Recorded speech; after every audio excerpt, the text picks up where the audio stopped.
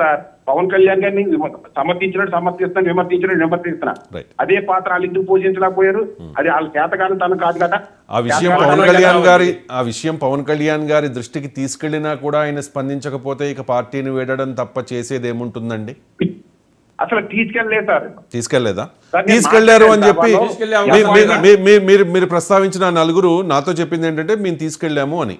నేను అది బేస్ చేసుకుని చెప్తాను. అది డిఫరెంట్. ఇప్పుడు ఒక్కొక్కరు ఒక్కొక్క విషయం మాట్లాడారు సార్. అన్ని డిబేట్ లో చెప్పలేను కానీ సార్ ఖచ్చితంగా ఎన్నుకోవడంలో పవన్ కళ్యాణ్ గారు తప్పు ఉంది, నేను కాదని అంటలేదు.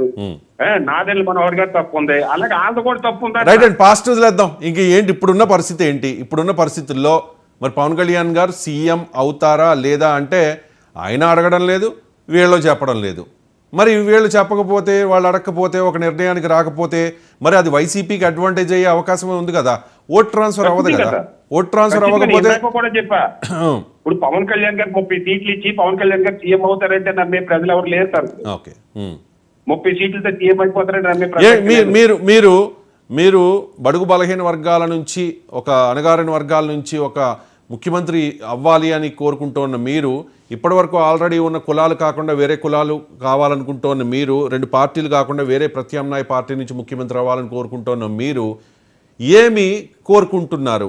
అంటే ఐ మీన్ ఏం డిమాండ్ చేస్తున్నారు? డిమాండ్ అంటే ఒక జర్నలిస్ట్గా కాదు, ఒక అభిమానిగా, లేకపోతే వాట్ ఎవర్ ఏదైనా కానివ్వండి. జనసేన అధికారంలో, ఐ మీన్ టీడీపీ జనసేన కూటమి అధికారంలోకి వచ్చి పవన్ కళ్యాణ్ ముఖ్యమంత్రి అవ్వాలంటే టీడీపీ జనసేనకి ఇవ్వాల్సిన సీట్లన్నీ, హామీలు ఏంటి అంటే ఏం చెప్తారు క్లియర్గా, స్ట్రైట్గా? సార్ జనసేన ఇప్పుడు టీడీపీతో పొత్తు పెట్టుకుంటున్నది వైసీపీని ఓడించాలని ఒక కారణం, రైట్. ఒక రాక్షస పవన్ అనేది అలా చెప్తున్నది.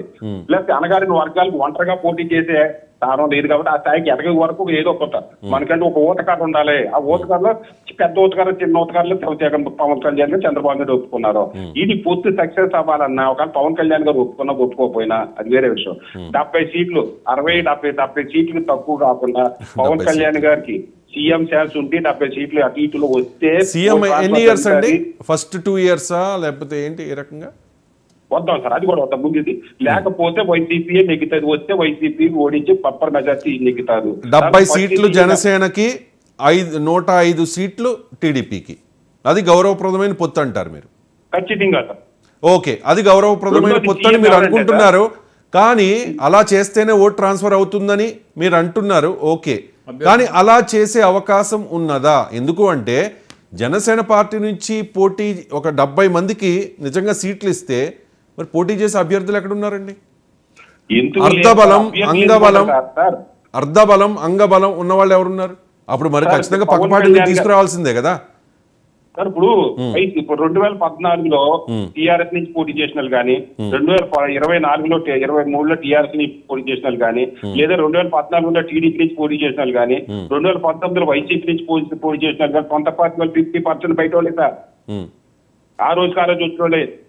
రేపు పొద్దున పవన్ కళ్యాణ్ గారి అపాయింట్మెంట్ల కోసం ఈ రోజు రైట్ అండి. ఇప్పుడు మీకు ఆఫ్ ద రికార్డ్ కొంతమంది చెప్తున్నారు.